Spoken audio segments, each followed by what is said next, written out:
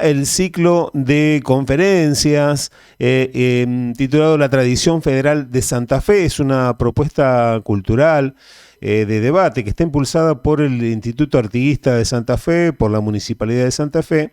Y el día jueves 25 a las 18 horas, allí en la Biblioteca Municipal de nuestra ciudad, cito en Primera Junta 2451, estará charlando con todos nosotros Gustavo Battistoni, periodista, licenciado en Ciencias Políticas, autor de varios libros muy interesantes que abordan la historia nuestra propia historia, ¿no? La de No el Pago Chico, la de Santa Fe. Hablo de libros como Estanislao López, nuestro contemporáneo, y Federalistas del Litoral. Para hablar un poco al respecto de lo que va a abordar este jueves, tenemos a Gustavo Battistoni en línea. ¿Qué tal, Gustavo? ¿Cómo le va? Buenas tardes. Hola Roque, un gusto hablar con vos. Igualmente, para mí un placer dialogar con usted. Bueno, Gustavo, ¿qué estará abordando alguna línea que tiene que ver con el brigadier desde el lado que conocemos, que desconocemos? ¿Por dónde irá su tránsito de develación del brigadier? La charla va a centrarse básicamente en un tema que a veces no le damos demasiada importancia en cuanto a la figura de López, lo pensamos más como un guerrero, como un luchador, pero la charla va a ser sobre López político, o sea, sobre López como un constructor del Estado que usó la política. Roque tiene dos aspectos, el aspecto agonal del conflicto y el aspecto arquitectónico de la construcción. Bueno, voy a trabajar esas dos categorías. López como hombre que por medio de la lucha fue logrando pactos fundamentales para el federalismo, y después el hombre que construyó en una situación de suma dificultad, en medio de una guerra civil, el Estado santafesino en su largo gobierno de 1818 a 1838. Bien, yo le calculo que a veces uno, a través de la distancia y del tiempo, no habrán sido épocas sencillas de transitar, ¿no? Porque había más antagonismos que consensos, ¿no? Claro, pero fue una época muy violenta donde en general la derrota se pagaba con la muerte. Pero López, por un montón de características, básicamente por su formación religiosa, era un hombre que tenía a la violencia como un último recurso. Puede parecer un poco paradójico que un hombre que hizo toda su trayectoria en la articulación del poder civil y el poder militar, pero sin embargo, si uno analiza el devenir de López, que se hizo en la batalla de Gamonal, una batalla contra Buenos Aires muy tremenda, él dijo basta de sangre en un momento, y porque, bueno, los porteños se habían hecho un desastre en la provincia de Santa Fe, y en ese momento las montoneras o el gauchaje estaban un poco exacerbados contra el poder porteño. Bueno, López paró esa batalla que fue terrible, leguas enteras con muertos, ¿no? Y otro ejemplo que siempre doy también, cuando Juan Manuel de Rosas, después de la captura de José María Paz, le pedía que López lo fusile. López se rehusó. Es decir, había un uso de la fuerza muy limitado, porque estaba, como te planteaba antes, muy limitado por esa concepción religiosa franciscana que tenía López, había sido formado por los franciscanos, y a veces en el tiempo moderno nos cuesta pensar ese tipo de cuestiones, pero bueno, eso influía mucho, ¿no? Porque esa concepción ética se trasladaba a la política. Por eso en mi charla, porque este va a ser un trabajo para un libro colectivo que estamos haciendo sobre López político, entre, digo, Maquiavelo, el príncipe de Maquiavelo, y Rivadeneira, que fue un jesuita que sacó un libro llamado El Príncipe Cristiano. Es decir, bueno, López estaba entre los dos fuegos como hombre de Estado, preservar el Estado de Santa Fe, pero también había una concepción religiosa, ética, que indudablemente lo influenciaba mucho, ¿no? Gustavo, voy a hacer pie en lo que comentaste al respecto de López político y sobre todo el grado de formación franciscana. De ahí él obtuvo las herramientas necesarias como para poder construir su propia línea política o fue abordado por otras vertientes. López, como todo hombre de aquella época, se hizo en la práctica, tanto como militar, observando en la frontera. Él aprendió mucho de los indígenas, aprendió mucho también de cómo combatía Güemes a los realistas. Pero por otra parte, en materia política, primero tuvo al padre Amenábar y después a Domingo Cuyen, que fueron personas que lo influenciaron mucho, ¿no? Aunque siempre la decisión final estaba en manos de López. Estas personas se ve que le daban a López una variedad de elementos para que opte el gobernante, el caudillo, y tengo que decir, y lo voy a intentar demostrar en la charla, optaba bien. O sea, las decisiones que solía tomar López, a pesar de no ser un hombre, insisto, de letras, Sí. él tuvo que abandonar la enseñanza formal a los 14 años, pero indudablemente había una sabiduría, un conocimiento de la sociedad y del alma humana que lo hacía una persona bastante atinada en el momento de tomar decisiones, ¿no? Claro, claro, básicamente sería un hombre muy inteligente, pero pocamente formado. Sí, porque a Ujú. veces, Roque, uno piensa que el gobernante debe ser un intelectual con muchos libros, y no, el gobernante debe tener buenas ideas, Ujú. que a veces tienen que ser pocas pero buenas, y una mirada estratégica, ¿no? Y Claro. estar rodeado de personas que por ahí puedan dar en los aspectos técnicos opiniones en economía o en otras cuestiones también eminentemente técnicas, pero bueno, este hombre, como antes había sido Artigas, como después fue Juan Manuel de Rosas, incluso hay otro, Dorrego, ¿no?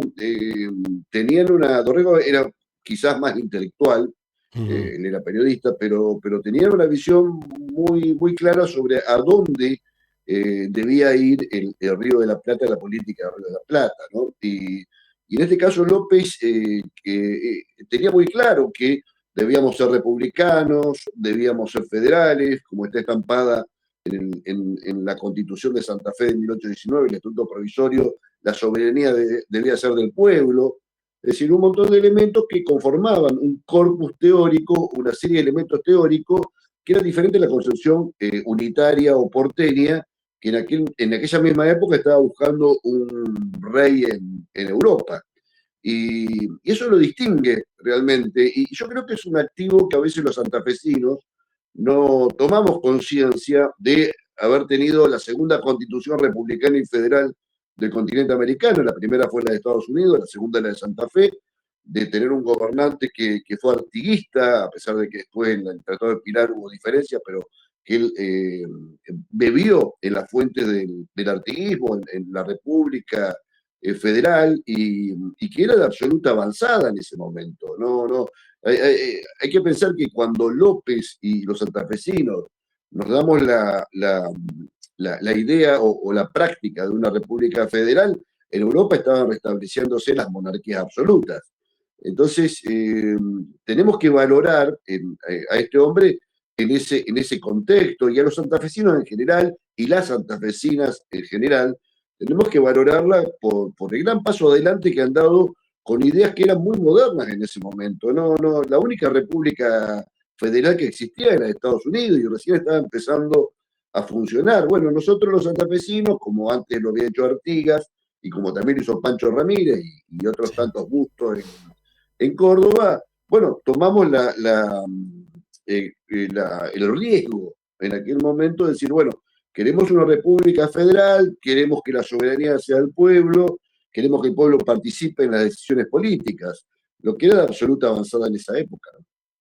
Claro, claro, exactamente, que hoy por hoy, bueno, ya teniendo una mirada y un tránsito histórico, uno lo puede magnificar, ¿no? Que quizás en ese tiempo, quizás pocos lo entendían y pocos lo podían comprender. A veces uno lo nota por los avances y la mirada que tenía López, ¿no? Ahora digo yo, Gustavo, en relación a esa mirada y a esa forma de sentir el federalismo, ¿cómo está viendo el panorama político actual en relación, por ejemplo, a esa mirada federal, a esa mirada republicana? ¿Tenemos líderes o tenemos gobernadores o legisladores que tengan esa misma sentimiento, esa misma mirada? Los valores de López, y por eso yo tengo mi libro, se llama Estanislao López, nuestro contemporáneo, los problemas del federalismo. Yo vivo en Firmat, sobre la ruta 33, que está destruida, o sea, una ruta nacional eh, que está absolutamente estallada, una provincia que genera muchísimos recursos Sí, a nivel nacional y sin embargo viene muy poco. El centralismo porteño sigue existiendo. El centralismo comunicativo, vos que sos periodista, sí, sí, sí, es increíble que no tengamos, que yo sepa más lo que pasa sí, es cierto. en Corrientes y Esmeralda, en lo que pasa en Santa Fe o incluso en pueblos cercanos a mi querida ciudad de Firmat. El tema de qué hacer con la hidrovía, es decir, ahora se está discutiendo que es un tema que también estaba ahí en López, porque López tenía una visión, una geopolítica del litoral. Él decía, Santa Fe debe incorporarse a una estructura ligada a la geopolítica. Y cuando digo, Roque, geopolítica del litoral, estoy hablando también de la banda oriental. Yo siempre Claro, digo que, claro, así como Atahualpa Yupanqui hablaba de Malvinas como la hermanita perdida, nuestra hermanita perdida es la banda oriental. claro, Santa Fe claro. fue la que más peleó por recuperar la banda oriental para las Provincias Unidas en ese momento y colaboró con eso. Eh, hay intentos, yo creo que la reivindicación de López tiene que ver también con todo un montón de aspectos en ese sentido, pero ese legado todavía está por desarrollarse, porque el López puso muchas veces en peligro su vida para poder defender los intereses de la provincia de Santa Fe. O sea, una de las características que tenía López era que él no mandaba a la tropa a pelear, sino que él iba Él adelante iba de la adelante, sí, tropa. sí. Y por eso era sumamente respetado por los soldados.